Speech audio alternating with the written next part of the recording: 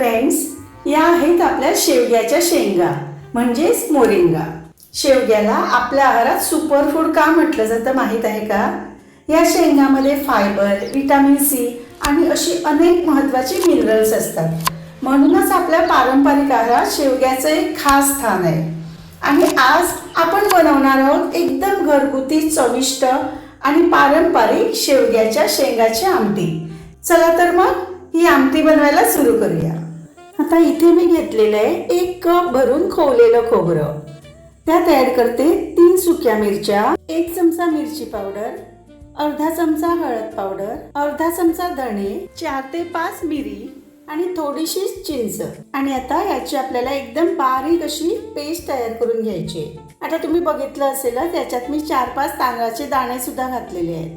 हे घातल्यामुळे आपलं वाटण शिजल्यावर फुटणार नाही, म्हणजे आमटी अगदी दाटसर आणि एकसंध होईल. या सगळ्या टिप्स तुम्हाला फक्त आपल्या आई आणि आजीकडूनच मिळतात. आता आपलं वाटण तयार आहे.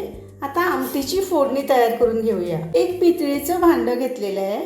त्यात थोडंसंच तेल घालते.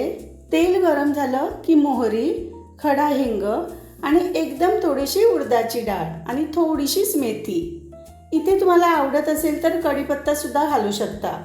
आता याच्यात घालूया शेंगा आणि या फोडणीत आपल्याला त्या शिजवून घ्यायच्या आहेत. शिजताना त्याच्यात 1 चमचा आपण वाटण घालूया आणि थोडंसं मीठ, म्हणजे शेंगा खाताना खूप चविष्ट लागतात. आता झाकण ठेवून या लो फ्लेमवर अगदी मस्तपैकी शिजू द्यायच्या. अगदी 5 मिनिटात शेंगा शिजतात. शेंगा थोड्याशा शिजल्या की याच्यात ॲड करूया सगळं वाटण आणि पाणी घालून जितकं आपल्याला पातळ किंवा जाड हवंय ते ॲडजस्ट करून घ्यायचं. अगदी शेवटी ॲड करूया चवीपुरतं मीठ आणि थोडासाच गूळ.